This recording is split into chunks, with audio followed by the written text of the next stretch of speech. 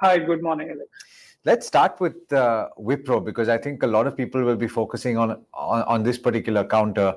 Of the three that have so far reported numbers, this is the only one that has said that the guidance for revenue is moving up. And I think broadly the results are not as bad as it was expected. It's still a decline on the revenue side. What are your readings of the numbers, and where do you see this counter going?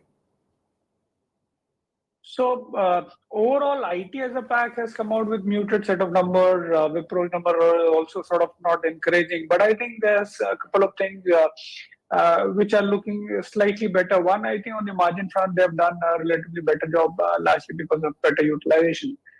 And I think guidance is okay, but not really a great guidance to sort of look at. But I think IT is more about how the sort of macroeconomic scenario shapes up in the US, and I think that is where the challenge lies, because I think what we are sort of picking across is that while the order wins have been good, but the execution is still sort of patchy. So that is where the challenge lies. Wipro has been sort of underperforming in terms of growth rate compared to its peer, and which is why it is trading at a sort of a discount or trading at about 15, 16 times. Uh, so current result really does not help much in terms of to sort of outperform the rest of the pack. But yes, I think what is coming out clearly from most of the IT name is that worst is behind us. The pace of improvement is still sort of a challenge, which we are still not sure of. But good part is that in US inflation is coming down. So yes, overall things are looking better in US. And even for Wipro also, if you look at some of the key segments like say BFSI consumer, we have seen decline on a quarter-on-quarter basis. So hopefully things should pan out better going forward, but not enough juice to sort of outperform the Nifty, at least beat Wipro or even the rest of the other two companies.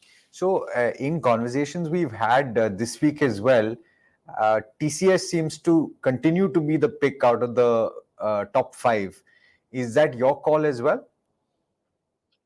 Well, yes. Between TCS and Infosys, our sense is that Infosys has taken a lot more beating. So we are yet to sort of see the results.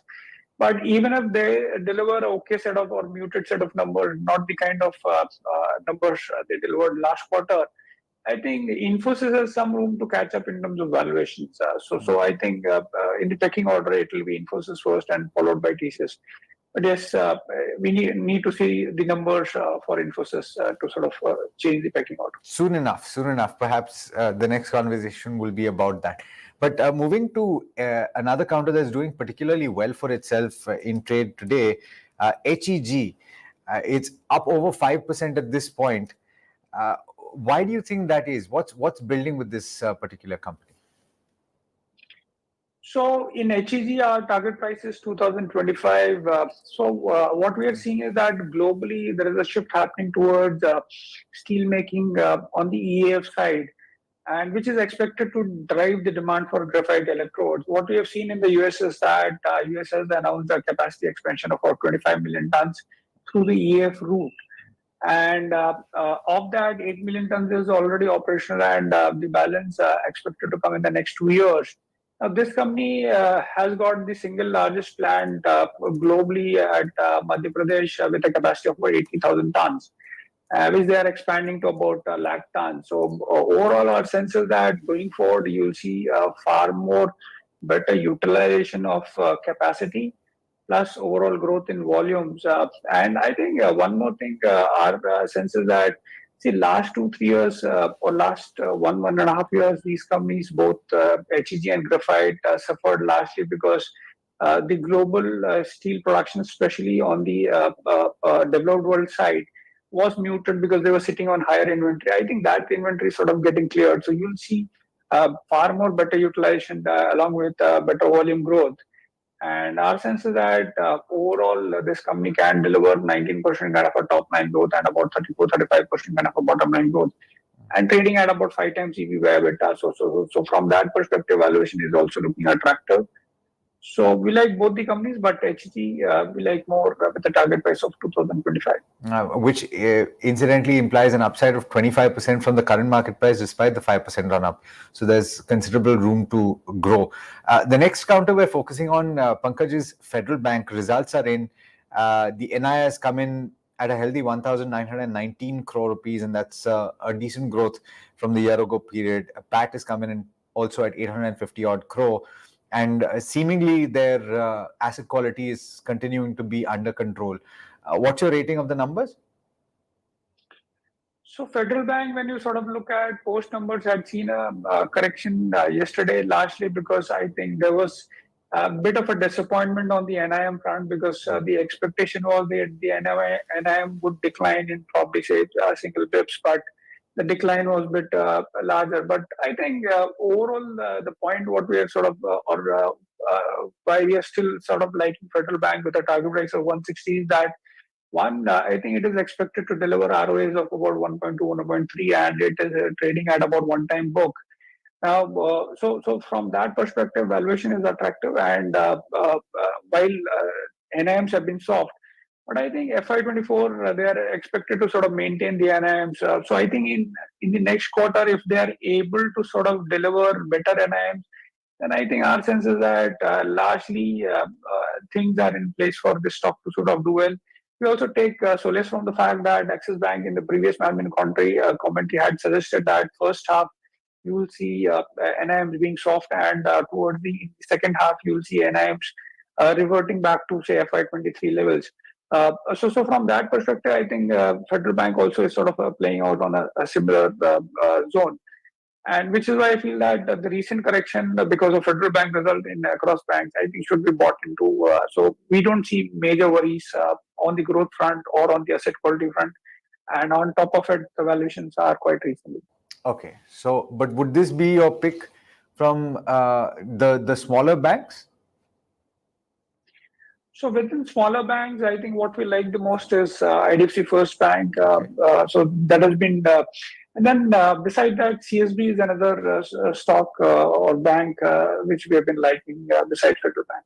Okay, but okay, while I'm talking to you about banks and we're looking at a relative underperformance in the recent past from the banking pack, but from the larger banks, Pankaj, which one would you pick even at the current levels? So I think within bigger banks, if you look at HDFC Bank, looks the most attractive one. I think while there are concerns that a lot of these banks have grown their unsecured book quite aggressively, I think HDFC Bank has seen moderate growth in their unsecured book. Then I think valuations are attractive. We haven't seen much of a price perform in the last 2-3 years. So I think overall HDFC Bank offers the maximum upside at current levels. If I recollect it right, we have a target price of 2050 around. Okay, fair enough. Mazagon Dock, what can you say about this counter, right, Pankaj? It's 66% last I checked up over the last month or so, and a lot of news flow with regard to order wins. The latest, of course, coming in along the same lines of what we've seen in the past. The Prime Minister visiting France, and you have 3 additional Scorpion submarines that will be manufactured by this company, and I think it adds on to the previous order of 6 Scorpion submarines. It's order book as of the 31st of March, and I don't think obviously that counts some of the latest order wins that we've seen, stands at 38,755 crore rupees, and there's that bid that they've launched with ThyssenKrupp for the P75 program, which is also quite substantial. A lot that is happening. What would you focus on, and is this still a buy at the current level? So like you said, it's rallied very sharply in the last 1 month. In fact, our previous target was around 750. So we have seen the stock sort of rallying quite fast. And now, when we sort of look at the defense space, I think Bharat Electronic looks a lot more attractive than the rest of the pack. But coming to Mazagon Dock, I think, like you said, the order book is quite healthy at 38,000 odd crores. But the challenge was that if they were not getting fresh orders, the revenues would have sort of peaked. And I think where we are at least sort of, or the news flow is sort of suggesting that the government is going to approve three more Scorpion class submarine, which is definitely positive for Mazagon, but the order value is still sort of not known, and which is why it is very difficult to sort of pencil in numbers for this. But I think capability wise, they so this is one of the few companies which has the capability to sort of build both submarines as well as destroyer ships. Capability wise is there, but I think numbers, I think we still need to sort of catch up. So market is sort of discounting a lot of news flows. Given the run up, we are not comfortable chasing the stock at current levels. Like I said, our comfort is probably with, say, something like Bharat Electronics. Okay, so but then what would your advice be to somebody who is holding on to this stock? Because I'm pretty sure that over the course of this run up, people have picked up. And if they're holding on to gains of say 45%, would you take money off the table at this point? Absolutely, I think without doubt. Okay. The last counter is Shalby, and it's in the healthcare space. It has also rallied quite significantly over the last month, some 30% or thereabouts. And the recent headlines have to do with expansion and also the entry of pretty well-known investors that have picked up stake in this counter. How do you rate the fundamentals? So one is, I think this hospital, when you sort of look at valuation, this is still trading at about 7-8 times EV by EBITDA basis. Unlike some of your peers, like say Apollo, which are trading at 16-17 times, then you have even other players who are trading in excess of 20 times. So valuation is something which is offering a lot of comfort.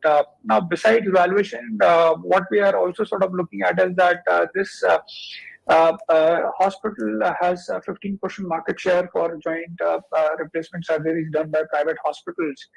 Now, that was the only segment which was there, and which is why comfort was not coming. But now, what the company is clearly guiding for is that they're pouring into newer specialities.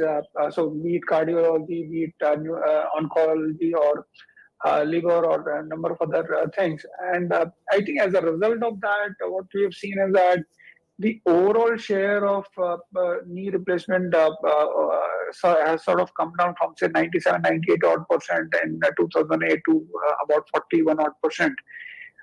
Also, what we are seeing is that the company has forayed into knee implants. Last year, they had revenues of about $11 million. The expectation is that in the next 5 years, this business could scale up to about $100 million.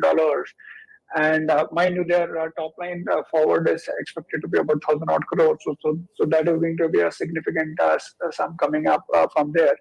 So I think a combination of that will lead to a good top line and bottom line growth of say 14 odd percent top line growth, 19 odd percent kind of a bottom line growth. And unlike a lot of other hospitals, this company is debt free. So from that perspective, balance sheet is also not a concern, and which is why we feel that a combination of all these would warrant further re-rating in the stock, and our target price on this is 220. 220. Okay, so there is comfort, you said, on valuations as well. What about the other? You mentioned Apollo. Do you also have coverage on Narayana Hrudayalaya? And what's your view on the hospital space in general? So in general, when you sort of look at hospital as a space, it looks a lot more attractive within the entire healthcare as a space. One, I think you can easily look at mid-teen. Okay, I think we may be having a bit of an issue with Pankaj's feed. Pankaj, you're back. So you were saying mid-teen growth? So mid-teen growth for most of the hospital chains. Then I think as the hospital matures, you see far more better improvement in margins, and which is what we have seen in big companies like Apollo also. So because if if a hospital is mature, your EBITDA margins are in excess of 25% compared to sort of mid to sort of high teen kind of margins in initial year. And I think on top of it, you have medical tourism, which is in single digits, can become in or can grow in double digits. And also, when you look at the overall insurance penetration is still lower. So you have a lot more tailwinds to sort of help the sector to sort of deliver better growth going forward. So we like most of the names, but Narayana also has sort of rallied quite significantly. So we would look at the results. But I think what is interesting for them is that they came in island facility, which is sort of delivering good amount of EBITDA for them. So I think besides Apollo, that is another stock which has been doing well. But from a valuation perspective, we like more of Aster DM or HEG. So these are some of the names which we feel that haven't seen that kind of a run up. But valuations are looking attractive on a relative basis. All right. Well, that's a comprehensive conversation, I think. Pankaj, thank you so much for joining in, and always a pleasure speaking with you. Thank you so much. Viewers, there you have it. Quite a few stocks that we discussed today. Let us know what you think on all of our social media platforms, any one of our social media platforms. In the meanwhile, stay tuned. Lots more coming up over the course of the day. And this is BQ Prime.